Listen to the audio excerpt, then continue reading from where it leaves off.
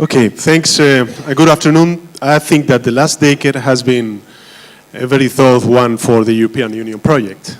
The economic crisis, the Eurozone crisis, the refugee crisis, austerity, the Brexit referendum, the Catalan crisis, the growth of the extreme right and populist movements.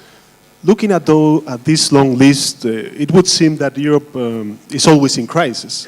However, as a Spanish philosopher Ortega once said, Europe will always be the solution. And this statement has never been more true than today. The solution cannot be the retreat or to the borders. Nationalist and populist movements, such as the ones promoting Brexit or the independence of Catalonia, are local responses to global problems. Europe is the only real solution. So in my opinion, the new post-Brexit period should be taken as an opportunity to rethink and to advance the European project. And in order to do so, we need to ask ourselves three important questions about Europe. First, how do we grow? Second, how do we redistribute that growth? And third, how do we govern Europe? The question about the European economic model, I think, is crucial. We need an economic deal for Europe.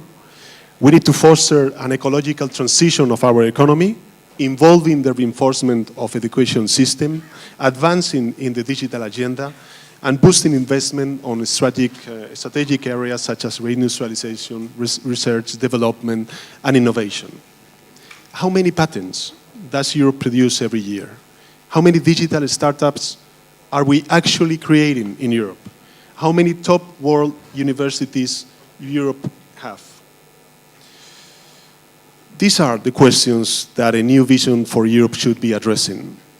And talking about the redistribution of growth, I believe that the increase of populism and political fragmentation emerged to a great extent as a result of the lack of European responses from traditional parties to the daily problems of the people.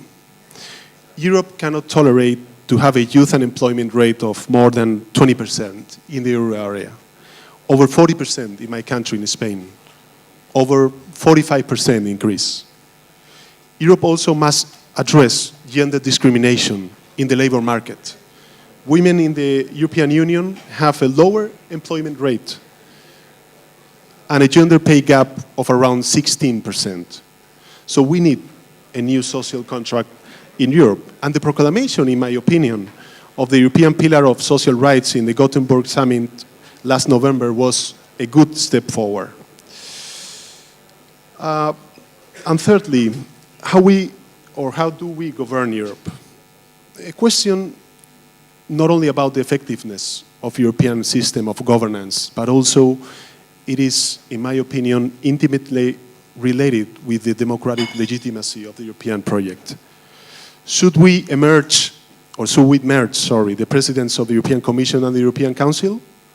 Wouldn't the European Union function better, more effectively with this fusion? In my opinion, yes. Can the European Union afford another institutional crisis such as the one triggered by the refugee catastrophe in 2016? In my opinion, no. We need to improve the tools for conflict resolution among the European Union institutions. If we want greater trust from the people for trade agreements, shouldn't we have more transparent mechanisms of negotiation? I believe we need those mechanisms. We know very well what are the problems, and we have a very clear intuition where we can find the solutions. For example, in my country, in Spain, we suffered in 2006 a migrant crisis in Canary Islands that should have been taken into account, would have provided very good lessons to minimize the impact of the refugee crisis in 2016. All in all, we have to understand that Europe is a project that needs to keep going forward. We have seen this in Europe, and I can see it also in my country, in Spain, where we have a paralyzed government that does not implement reforms, does not solve people's problems, does not approve the budget. So that is why I believe that the best way to combat populism and nationalism opening a hopeful path for the future of our societies is to articulate a progressive, modernizing, and pro-European agenda at national level and also at European level.